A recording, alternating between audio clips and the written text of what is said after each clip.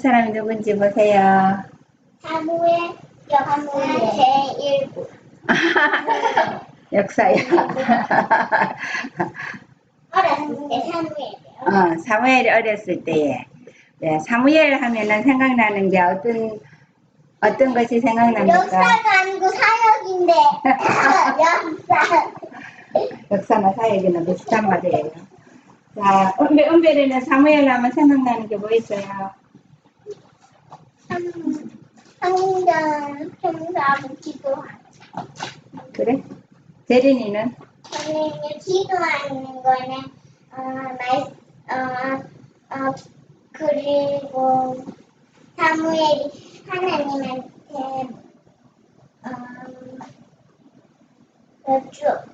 여쭈었고 하나님을 만났죠. 하나님하고 직접 음성을 듣고 대면해갖고 이야기했죠.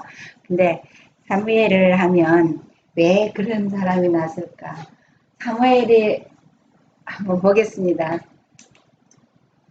사무엘상 1장 10절에 보면은 사무엘 엄마가 누구예요?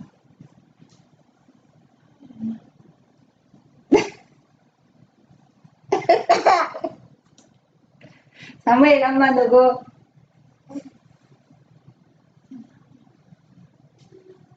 이름이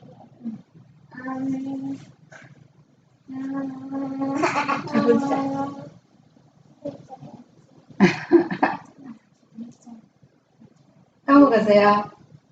네. 한나? 한다니까 나네.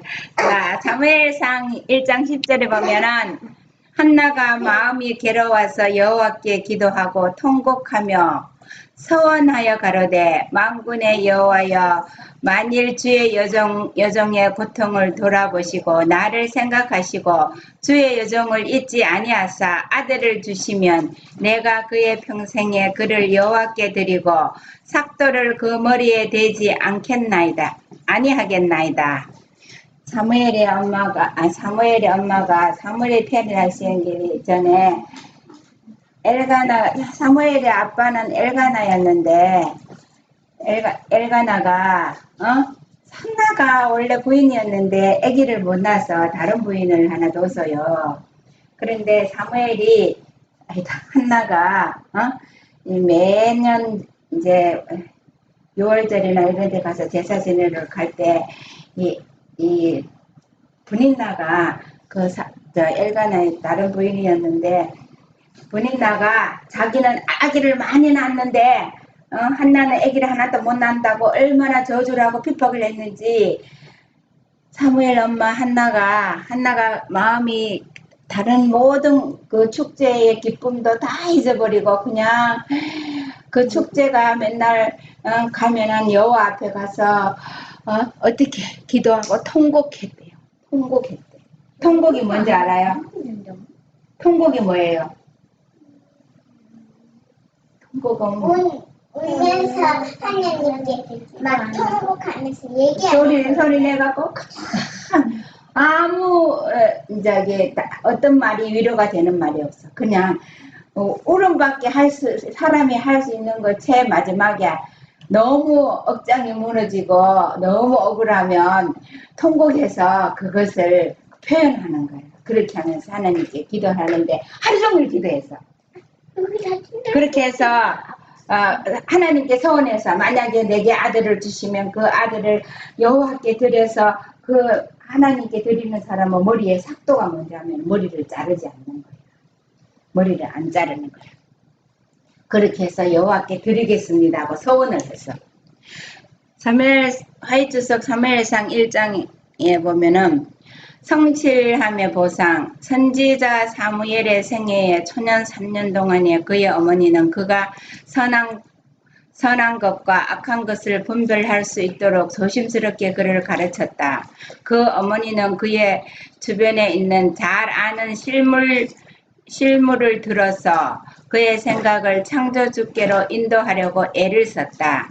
주님께 아들을 바치겠다는 맹세를 실현시키려고 한나는 자기를 크게 부인하고 아들을 대제사장 엘리에수아에 맡겨서 하나님의 집에서 봉사하는 훈련을 받게 하였다.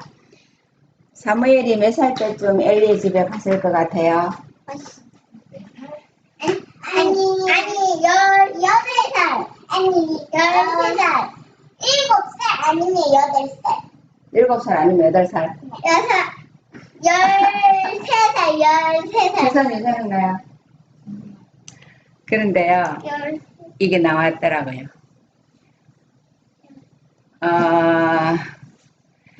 사무엘상 1장 26절에 보면 한나가 가로되 나의 주여 당신의 사심으로 명세하나이다. 나는 여기서 나의 주 당신 곁에 서서 여호와께 기도하던 여자라. 이 아이를 위하여 내가 기도하였더니 여호와께서 나의 구하여 기도한 바를 허락하신지라. 그러므로 나도 그를 여호와께 드리되 그의 평생을 여호와께 드리나이다 하고 그 아이는 거기서 여호와께 경배하니라. 여기 보면요 나와요.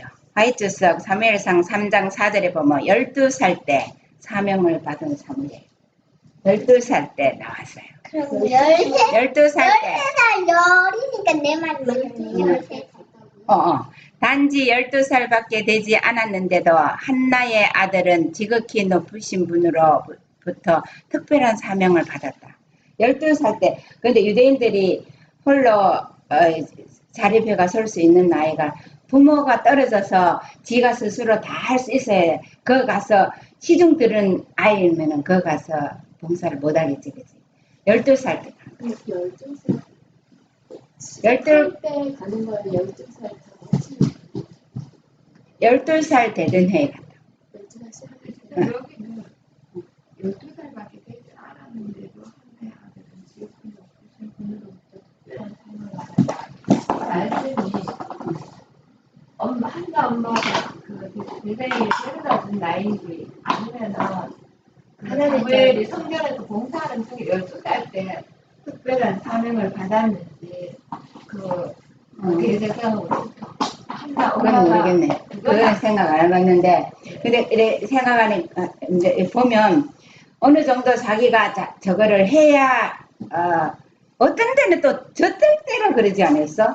그러니까 제가 어릴 때는 그 한나가 참을 저때 때 성전에 엘리한테 맡기다가 그래서 좀 그렇게 들었거든요.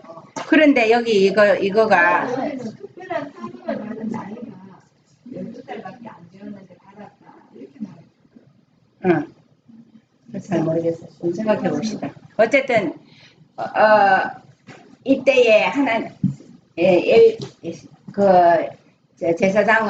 제사장 옆에서 그 시중을 들고 그 모든 어느 정도 이렇게 교회 제사장 성전 청소도 하고 불을 켜고 이렇게 자기가 스스로 일어나서 자립하고 자고 일어나고 엘리의 시중을 들 수 있을 정도면 좀 돼야 되지 않겠어요? 그러니까 그 나이가 모르겠어. 12살이면 충분하죠. 그렇죠.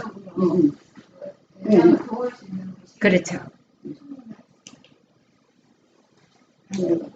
화이트서 사무엘상 1장 사무엘의 생에 나타난 가치는 측량할 수 없는 교훈이 됨. 사사들의 통치는 사무엘로 끝난다. 성경에 기록된 사람으로서 사무엘만큼 순결하고 훌륭한 인격을 가진 사람은 몇 사람 되지 않는다.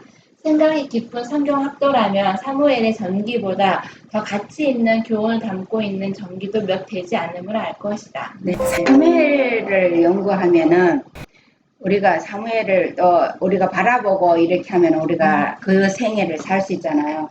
사무엘이 그 마음이 참 순결하고 훌륭한 인격을 가진 성경에 이제 다윗이나 여러 사람이 있는데 사무엘이 참 우리가 이렇게 마음에 두고 본받아야 되고 사무엘이 교육받아서 하나님께 드렸을 때 엄마가 어떻게 교육을 했는지 정말 우리가 이거를 잘 살펴보는 것이 참 도움이 될 것 같습니다. 집사님 한번 읽어보세요. 사무엘 예후의 청년 시절을 하나님의 예후에 보는데 성막에서 보내기는 하였지만 그의 성막은 악한 가마와 잿된 모본에서 전혀 없는 것은 아니었다. 엘리의 아들들은 하나님을 두려워하지도 않았고 그들의 아버지를 존경하지도 않았다. 사무엘은 그들과 상의를 하지도 않았고 그들의 길을 따르지도 않았다. 생애 초기에 받은 훈련은 그가 그리스도인으로서 가지고 있어야 할 고결함을 유지하게 해주었다. 한나가 받은 보상이 얼마나 놀라운가. 그리고 그 여인의 몸은 신실한 모든 사람들에게 얼마나 큰 용기가 되었는가. 네, 우리가 이렇게 보면요. 훌륭한 사무엘이 이렇게 태어나는 것이 그 배경에 엄마가 있었다는 거를 엄마의 부분이 얼마나 그 어렸을 때에 그 품성을 완전 형성했는지가 12살 전에 그 교육이 얼마나 중요한가를 가르쳐 주고 있어요. 그렇게 했을 때에 사무엘이 그 엘리 제사장의 아들들은 완전 불량배라 그랬거든요. 걔들하고 사귀지도 않고 섞이지도 않고 같이 하지도 않을 수 있는 만큼 그거를 마음에 했어. 근데 여기서 조금 주의해서 그 부분이 있네요. 저도 몰랐는데 이 사무엘이 그의 청년 시절을 하나님의 예배에 동원된 성막에서 보내기는 하였지만 우리가 생각하기에 그 성전은 참 거룩하고 분위기 자체가 참 이렇게 영적으로 좋은가 말 이렇게 생각하고 싶잖아요. 네. 또 그렇고 네. 그것이 당연한데 그 성막은 악한 감화와 잿된 부분이 전혀 없는 것은 아니었다. 예. 네, 전혀 없는 것은 아니었다는 거예요. 예. 그러니까 여기서 보면 첫째는 어머니의 감화가 크고 어머니가 정말 하나님 안에서 분명한 정직하고 순전한 하나님의 심령의 가슴으로 아이들을 얼만지고 교육하면 여기 보면은 엘리 아들들을 보면 그 가족이거든요. 엘리의 가족들이잖아요. 네. 그를 둘러싸고 있는 어떤 주위에 가장 가까운 사람들 그런 부분에 있어서도 크게 영향을 안 받는다고 했네요. 네. 우리가 너무 이런 부분에 자칫 잘못하면 좀 크게 많이 민감해질 수가 있다. 그런 생각이 듭니다. 네. 네. 맞아요. 네. 근데 하나님의 성막이 네. 이제 그런 이렇게 위험에 둘러싸였지만 여기 자기가 그걸 안 받는 바라고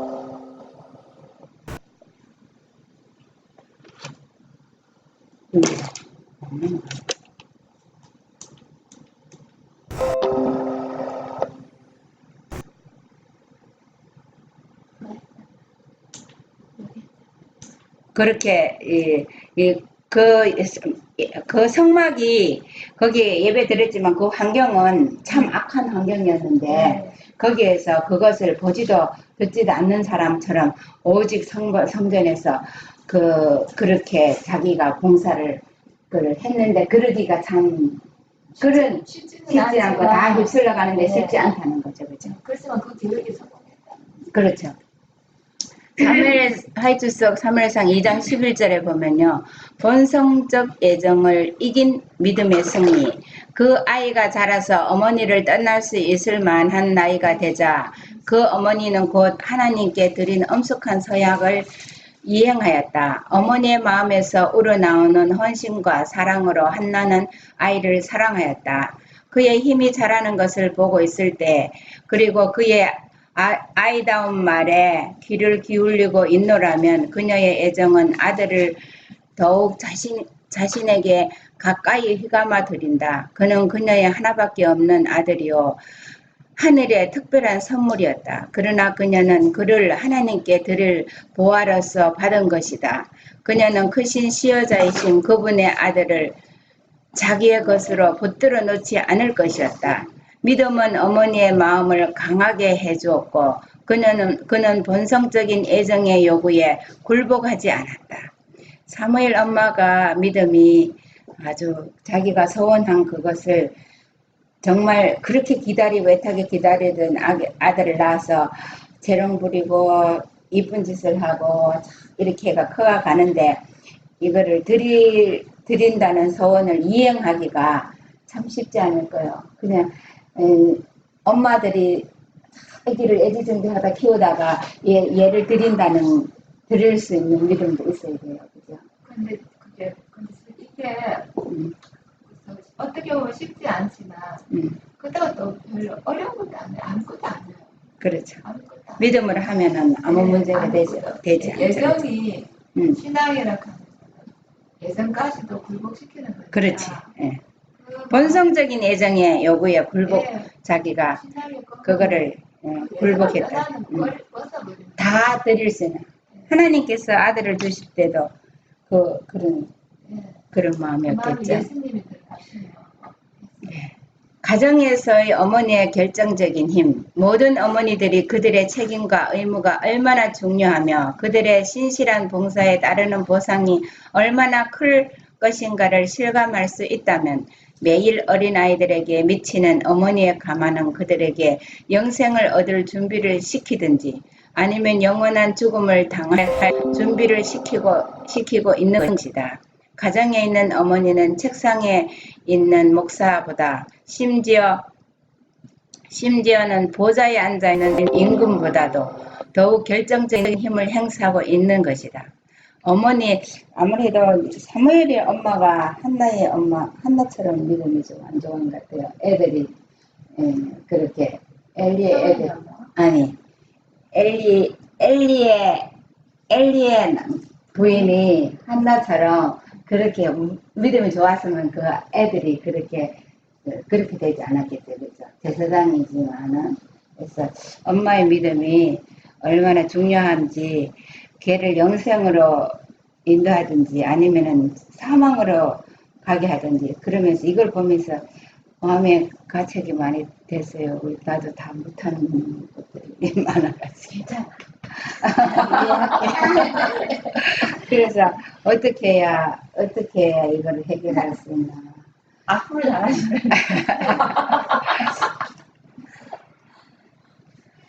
사무엘상 1장 8절 주석에 보면요. 이 장면은 거듭거듭 반복된 그는 매년제가 여기서 6월절을 말하는 것 같아요. 그것은 매년제를 드릴 때는 물론이요 분위기가 조성되어 분인나가 그의 경쟁자의 마음에 상처를 입히고 자신을 높일 수 있는 기회가 주어질 때는 언제나 그러하였다.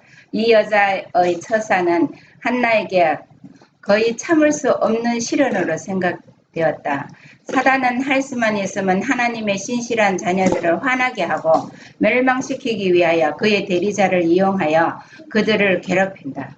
여러분, 이렇게 우리가 믿음으로 살려고 노력하면 누가 꼭 시험을 꺼내줘갖고 화를 나도록 만들어, 그죠? 그럴 때에 이게 사단이 그렇게 화를 내도록 그렇게 그의 대리자를 이용한다 그랬어요. 그래서 내가 그의 대리자가 되는가, 내가 하나님의 백성이 되는가, 정말 그럴 때에 예수님이 시험받을 때 이겼던 것처럼 우리도 그렇게 이겨야 되겠죠? 읽어봐. 하이주석 사무엘상 1장 10절 기도의 능력. 기도에는 큰 능력이 있다. 우리의 큰 대적은 괴로움을 당하고 있는 영혼을 하나님에게서 떼어놓기 위하여 끊임없이 애쓰고 있다. 가장 비천한 성도일지라도 하늘을 향한 그의 탄원은 왕들의 명령이나 내각의 훈령보다 더 사단을 두렵게 한다. 네. 여러분, 사단이 아무리 기운이 세고 우리를 핍박해도 우리가 기도하면은 하나님의 능력이 거기에 통과하기 때문에 사단이 쩔쩔매요. 우리가 기도가 얼마나 중요한지 하나님께 우리가 여기에서 보면 이 앞에서 나왔는데 매년제 이런 행사, 예배 행사, 아침 저녁으로 예배드리고 예배 행사가 매일 반복되는 거지만 이거를 얼마나 존경하는 마음으로 내가 성심껏 다해서 해야 하는지를 이거를 오늘날은 우리가 매년제를 드리기 위해서 가지는 않지만 우리가 매일 예배드리는 이 모든 행사에서 우리 자신을 이거를 우리의 하나님께 대한 충실함과 충성심을 나타내는 그러는 것을 해야 된다고 했습니다. 제리는 한번 읽어볼래요? 사무엘상 2장 10절 한나라 기도하여 가로되 내 마음이 여호와를 인하여 즐거워하며 내 뿔이 여호와를 인하여 높아졌으며 내 입이 내 원수들을 향하여 크게 열렸으니 이는 내가 주의 구원을 인하여 기뻐함이니이다.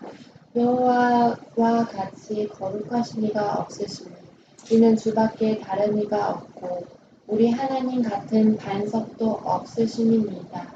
심히 교만한 말을 다시 하지 말 것이며 오만한 말을 너희 입에서 내지 말지어다. 여호와는 지식의 하나님이시니라. 행동을 달아보시리이다. 읽어봐. 다시. 계속. 사무엘상 2장 4절. 용사의 활은 꺾이고 넘어진 자는 힘으로 띠를 띠도다. 유족하던 자들은 양식을 위하여 품을 팔고 줄이던 자들은 다시 줄이지 않도다. 전에 잉태치 못하던 자는 7을 낳았고 많은 자녀를 둔 자는 쇠약하도다. 여호와는 죽이기도 하시고 살리기도 하시며 음부에 내리기도 하시고 올리기도 하시는도다. 여호와는 가난하게도 하시고 부하게도 하시며 낮추기도 하시고 높이기도 하시는도다. 가난한 자를 진토에서 일으키시며 빈핍한 자를 거름더미에서 드사 귀족들과 함께 앉게 하시며 영광의 위를 차지하게 하시는도다. 땅의 기둥들은 여호와의 것이라. 여호와께서 세계를 그 위에 세우셨도다. 그가 거룩한 자들의 발을 지키실 것이요 악인으로 흑암 중에서 잠잠케 하시리니 힘으로는 이길 사람이 없으리로다. 여호와를 대적하는 자는 산산이 깨어질 것이라. 하늘 우레로 그들을 치시리로다. 여호와께서 땅끝까지 심판을 베푸시고 자기 왕에게 힘을 주시며 자기의 기름 부음을 받은 자의 뿔을 높이시리로다 하니라. 네. 여기 사무엘 2장 여기에는 사무엘이 2장은 한나가 기도를 했는데 이게 어떻게 보면은 예언하는 거와 똑같은 거예요. 하나님께 성령의 능력으로 감동되어서 이 기도를 했거든요. 그런데 우리가 정말 감동되면 시가 나오고 우리가 정말 여호와의 말씀에 충만하고 하나님의 뜻과 하나가 될 때는 이런 자기 생애 각자의 생애가 틀리지만 자기 생애에서 경험해 온 그거를 노래를 이렇게 그 시를 읊을 수 있어요. 2장이 그 한나가 한 기도인데 자기가 얼마나 멸시를 당하고 교만한 말을 하는 사람에게 그것을 받았는지 그거를 하나님께서 다 행동을 달아본다 그랬어요. 그래서 이 한나가 나중에 7 아들을 낳나 봐, 그죠? 그래서 이렇게 하나님께서 근데 그 사무엘 역사는 나왔는데 한나의 다른 아들의 역사는 안 나와서 그죠? 한나가 아들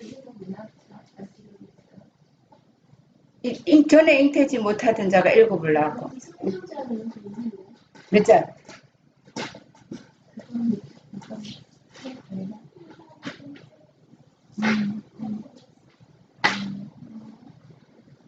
이거는 사무엘에서 2장 4절 아니에요? 2장 5절 아니에요?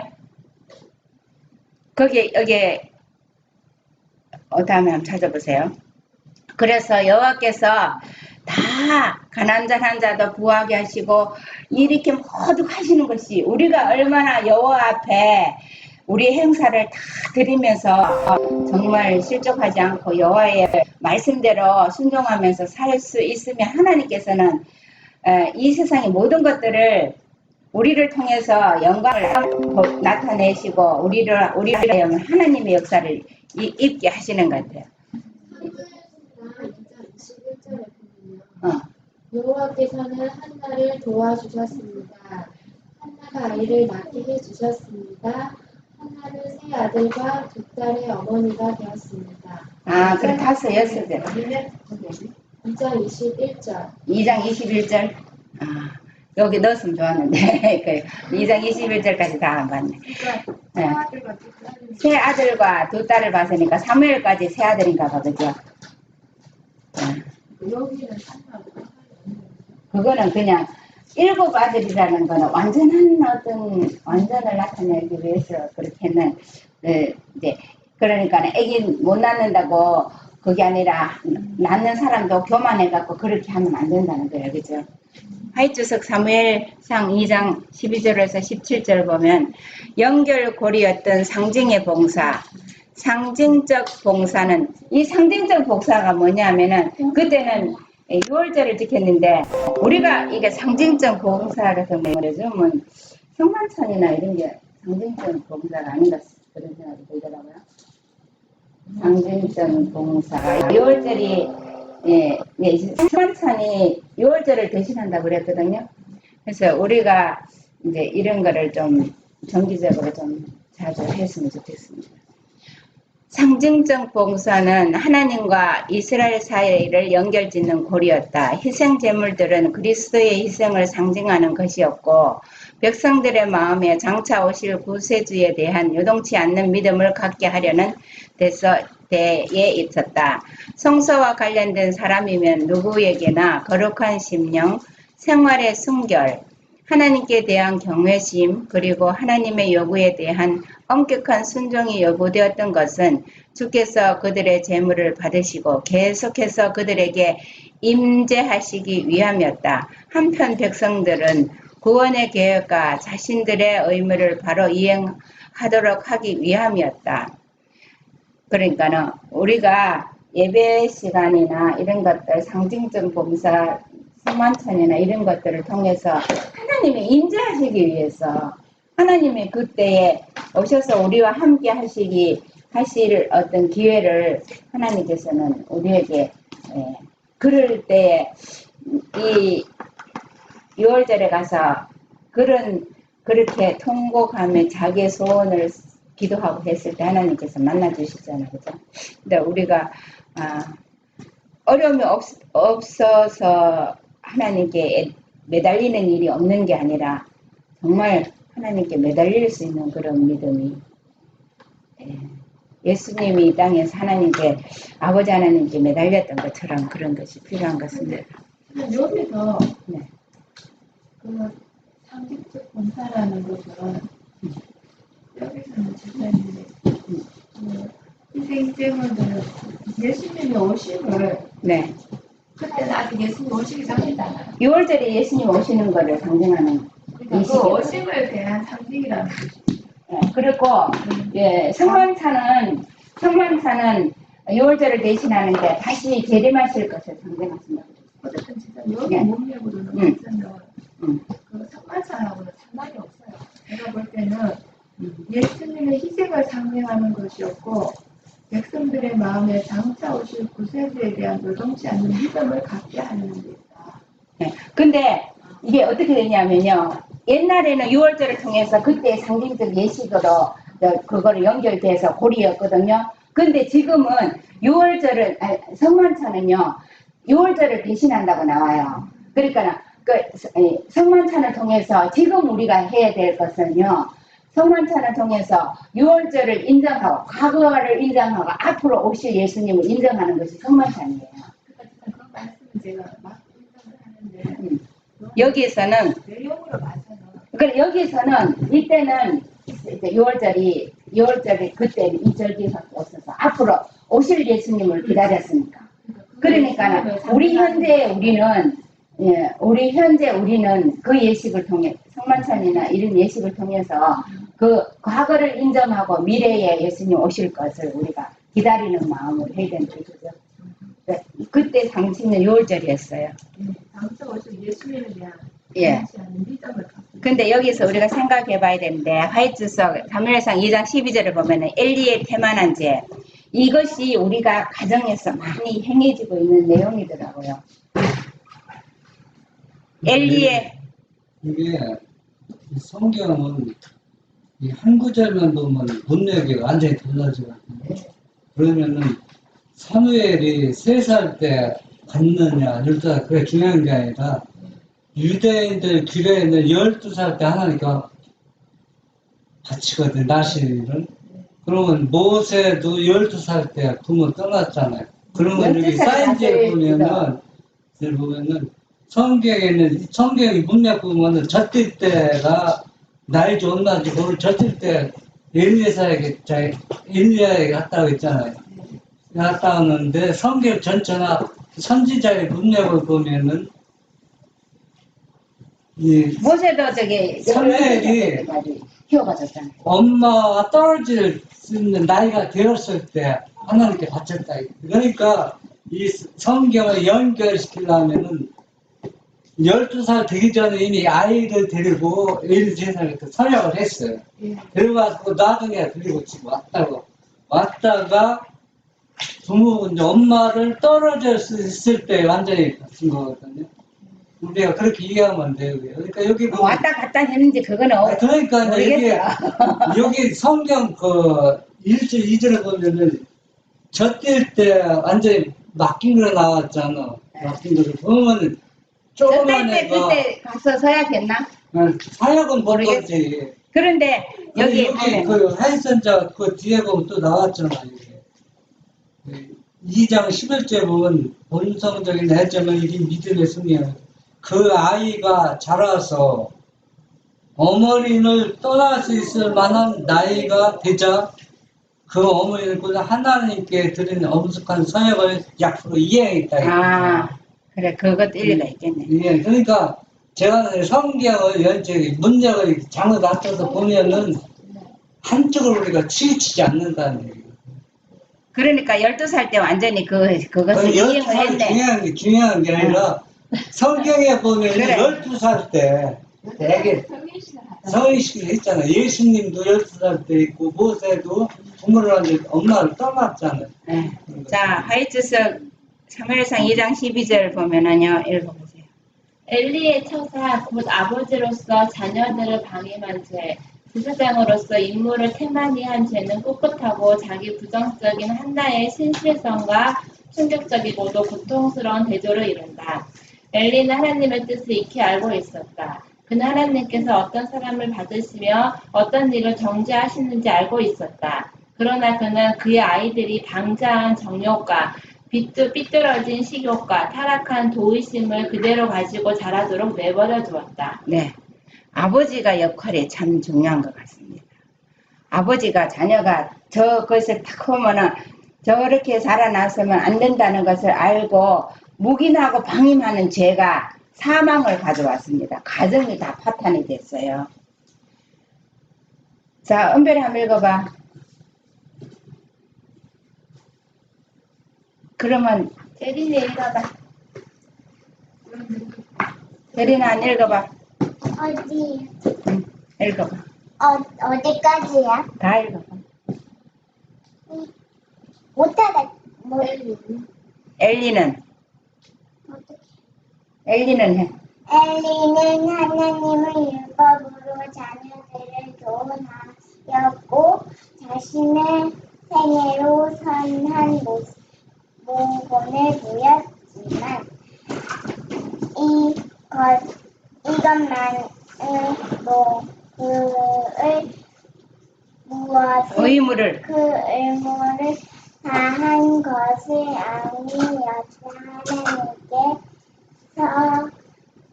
하나님께서 그에게 요구하신 것을 아버지로서 또 제사장으로서 자녀들을 그들을 외국을 죄를 쫓아 행하지 못하도록 금지는 금하는 것이었다. 그만한 것은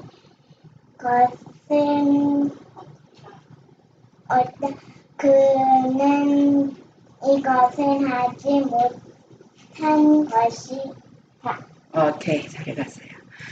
엘리가 하지 못한 것이 자녀가 저렇게 놔두면 안 된다는 걸 다 보고 그것을 제지하고 금하는 일을 못 해가지고 그런데 엘리가 구원받았다는 말은 나는 요나단이 구원받았는지 안 받았는지 그때 참 궁금해갖고 그때 보고 그거 보고 좀 확실히 좀 갔거든요. 왜냐하면은 사울의 그 전장터에서 그렇게 같이 죽어서 그쪽 구원받았을까? 그러니까 요나단은 참 저기 한테 그랬는데 구원받았다고 그래서 그런데 이렇게 제사장이었었는데 구원받았는지 안 받았는지 없어요. 이게. 예. 그렇게 했을 때 이 제사장으로서 그 시대의 사사였거든요.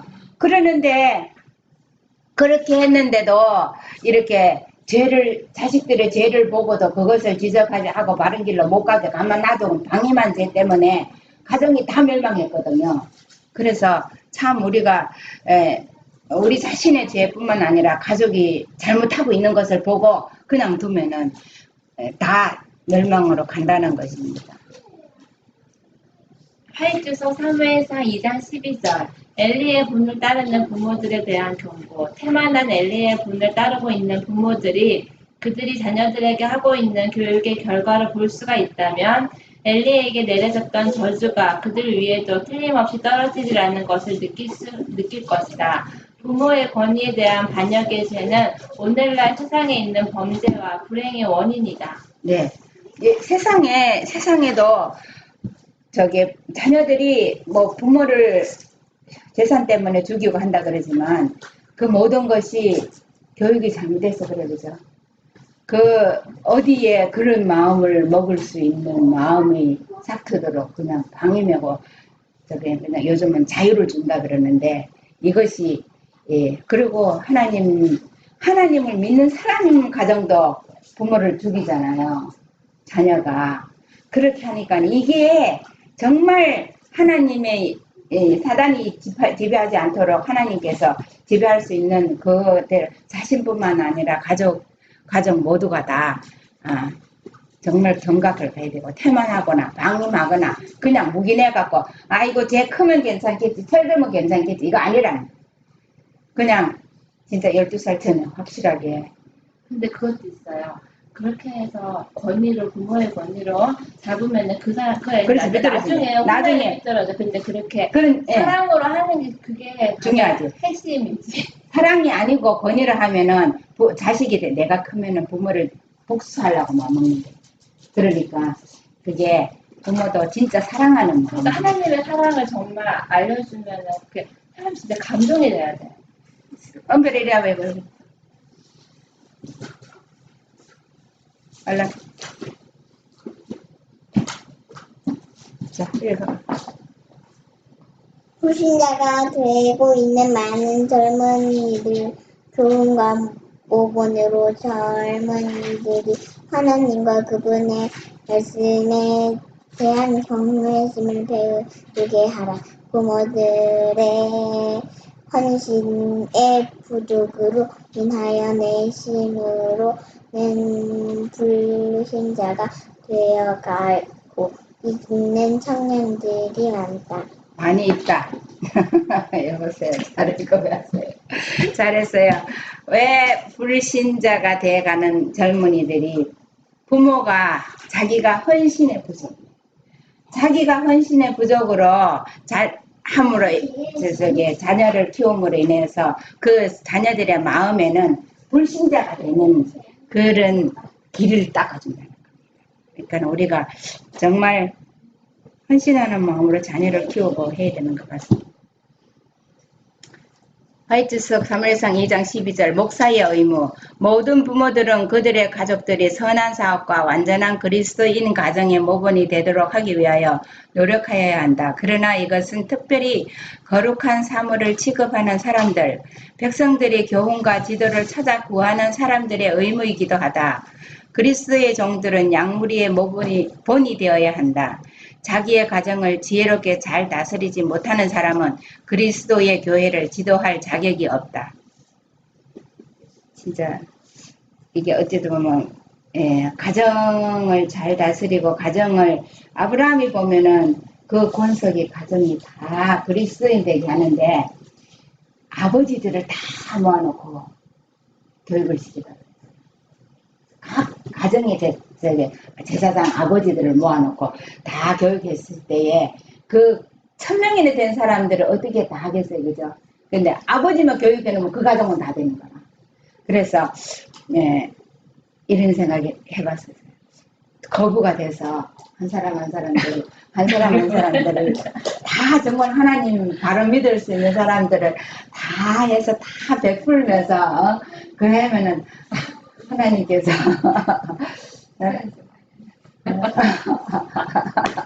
그렇게 하면 좋겠다 이런 생각도 했어요. 그냥 이렇게 그냥 내가 혼자 잘 살고 이렇게 하는 것이 아니라 하나님을 믿는 사람들이 될 수 있도록 내가 한 하나님을 섬기는 사람들이 막 울타리가 돼가지고 여러 사람들이 한 마음으로 하나님께 섬기면서 그죠. 그런 신앙이 그게 하나님의 역사가 갑자기 임하지 않으면 안 돼. 뿔뿔이 흩어져 그죠. 근데 그런 아브라함이 큰 권석을 이끌 수 있었는 거다.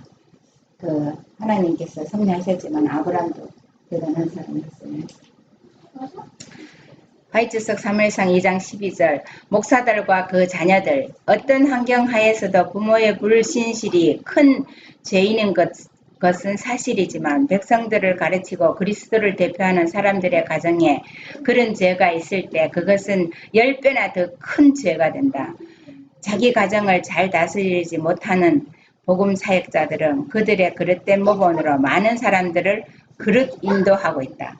왜냐하면요, 모본인데 목사님이 가정에서 막 함부로 하잖아. 장로님들을 보고 에이 목사도 그러던데 뭐 이렇게 설교하는 말에 그걸 귀담아들여서 말씀대로 순종하고 살아야 되는 것보다 뭐 행동으로 안 하는 그걸 말씀을 무시해버려요. 그래서 참 가정이 중요한 것 같습니다. 그들은 죄를 억제하기는커녕 도리어 죄가 자라나는 것을 찬성하고 있는 것이다. 다른 집 자녀들을 향해서는 이렇게 해야 되느니 무엇을 해야 되느니 하면서 스스로를 탁월한 재판관이나 되는 것 같이 생각하는 사람들 중에는 자기 아들, 딸들의 결점에 대해서는 장님이 되어 있는 사람들이 많다. 하나님의 말씀을 가르친다고 공언하는 사람들이 이렇게 하나님의 지혜가 부족하면 그것은 헤아릴 수 없이 큰 죄를 짓고 있는 것이다. 그것은 옳고 그른 것, 순결하고 사악한 것 사이에 있는 경계선을 사람들의 마음에서 지워버리는 경향이 있다. 네, 이렇게 참 행동으로 가정의 모본으로 무언의 전도를 하는 게 무언의 설교를 하는 것이 참 이것이 가장 힘있는 설교이라는 것을 봅니다. 우리 자식들이 잘못하는 것에는 장님이 돼갖고는 그냥 묵인하고 나가면은 그것이 설교가 돼가지고 모든 그 사람을 보는 사람들이 다 그것을 따라가게 되죠. 사무엘상 2장 12절 화이트서 부모의 불충실의 결과들 엘리의 역사는 부모의 불충실의 결과가 어떠한가를 보여주는 끔찍스러운 예증이다. 그가 의무를 등한히 함으로 그의 아들들은 주변 사람들에게 덫이 되고 하나님께는 모독이 되었으며 그 벌로서 현재와 미래의 생명을 잃고 말았다. 이렇네. 현재와 미래 읽었으니까. 그들의 악한 모본은 수백 명을 멸망시켰고 그 수백 명의 가만은 또 수천 명의 도덕성을 부패케 하였다. 이 사례는 모든 부모들에게 하나의 경고가 되어야 한다. 어떤 사람들은 지나치게 엄격하게 자녀를 다스리는 잘못을 저지르고 있는 반면에 엘리는 그 반대의 극단으로 치달았다. 그는 그의 아들들을 방심에 둠으로 파멸에 이르게 하였다. 엘리가 보면은 이게 우유부단한 건지 사랑이 많은 건지 사랑이 아니겠지 그죠? 그냥 그렇게 했는 제사장이었다는 것이 보이는 것 같습니다. 어릴 때는 그들의 결점을 그냥 보아 넘겼고 청년 시절에는 그냥 참아 넘겼다. 부모들의 명령은 무시되었고 아버지는 순종을 강하게 요구하지 않았다. 그 아이들은 자기를 마음대로 할 수 있다는 것을 알았고 그것을 이용하였다. 연륜이 차서 아들들이 자라났을 때 그들은 마음 약한 아버지에 대한 모든 존경심을 잃어버렸다. 그들은 제재를 받는 일이 없이 계속 죄를 지었다.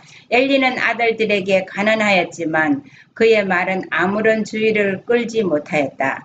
주께서 친히 율법을 범한 이 죄인들을 심판하실 때까지 그들은 추잡한 죄와 반역적인 죄악을 더해갔다. 이 엘리의 아들들이 얼마나 추잡한 죄를 졌는지 성전에서 못할 모든 일을 해서 그 시대의 모든 장로들이 모두가 다 그렇게 그러한 상황에서 그 진짜 하나님과 교통하는 사무엘이 있었다는 거가 참 감사하는 일입니다. 우리는 엘리의 그릇된 사랑의 결과를 보았다. 그들을 방임에 둔 아버지에게는 죽음이요 악한 아들들에게도 파멸과 죽음이었으며 이스라엘에 사는 수천 명에게는 생명을 잃은 결과를 가져다 주었다. 주께서 친히 선포하시기를 엘리 집의 죄악은 재물이나 예물로나 영역이 속함을 얻지 못하리라 하셨다. 의롭고 거룩하신 하나님의 자비에서 끊어지고 그 보호의 손길이 거두어진 바 된 이 사람들, 거룩한 책임을 맡았던 이 사람들의 모략이야말로 참으로 크게 통탄스러운 결말이 아닌가. 이 엘리의 이 정말 거룩한 지금 제사장은 근데 그때 당시에는 왕이었거든요. 왕이요, 제사장은 의사요, 이 모든 것을 그때 당시 제사장은 여러 가지 직책을 다 가지고 있었어요. 이 사람들이 이 사람이 문둥병을 판결하는 것도 제사장이 그걸 판결해갖고 해주면은 그게 됐거든요. 이 모든 것을 합해서 하나님께서는 이 세상에 제사장 한 분들을 통해서 통치도 하고 모든 걸 다 관할하게 그거를 주셨거든요. 그 후에 사무엘까지 사사가 끝나고 그 후에 왕을 구해서 왕이 이제 세상을 하고 제사장은 이제 이게 분리가 됐는데 그 이때까지는 이 제사장의 직분이 참 큰데 하나님 나라에는 너희는 택하신 족속이요 왕 같은 제사장이라고 그랬잖아요. 그런 이 제도로 다시 갈 겁니다. 한번 읽어봐요. 그것은 이미 뿌려진 씨앗의 두려운 결과를 거두고 있는 것으로서 그 씨앗은 부모들이 하나님께서 주시는 책임을 게을리할 때 뿌려진 것, 다시 말해서 부모들이 친히 선과 의와 진리에 기중한 씨앗을 조심스럽게 파종해야 할 그들의 밭을 사단이 먼저 점령하도록 허락해 주었을 때 뿌려진 것이다. 만약 한쪽 부모가 그 의무를 게을리해도 아이들의 품성에 그 결과가 나타나는데 하물며 양쪽 부모가 다 등한히 한다면 하나님 앞에 그들의 책임이 얼마나 클지, 자녀들의 영혼을 파멸시킨 자들이 마땅히 받을 심판을 그들이 어떻게 피할 수가 있단 말인가. 네. 한쪽 부모가 해도 안 되고 두쪽 부모가 다 해야 된대요. 부모들이 똑같이 해서 자기들도 정말 경건하게 잘해야 되고 가정을 잘해가 가정을 구원시키는 거가 귀중한 것 같습니다. 그래서 우리가 이 역사가 반복되지 우리 가정에 반복되지 않게 우리가 이것을 놓고 각성해야 되겠습니다. 제 마지막 볼게요. 우리 시대의 젊은이들도 사무엘처럼 하나님 보시기에 귀중하게 될 수 있다. 그들은 저희 그리스도인다운 성실을 충실히 유지함으로 개혁 사업에 큰 가마를 끼칠 수 있다. 이와 같은 사람들이 이 시대에 필요하다. 하나님께서는 그들 각인이 할 일을 가지고 계시다. 우리의 이 시대에 하나님께로부터 받은 임무를 충실히 감당할 자들이 성취할 수 있는 것보다 하나님과 인간을 위하여 큰 결과를 성취하는 자는 결코 없었다. 우리 이 시대의 사무엘이 그 시대에 정말 하나님의 역할을 충실하게 했던 것처럼 이 시대에도 사무엘과 같은 그런 일을 할 수 있는 우리 모두가 되기를 바라겠습니다.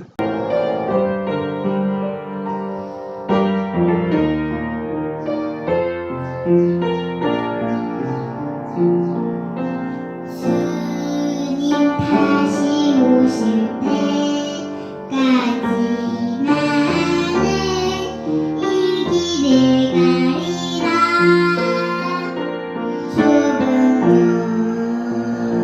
길 나의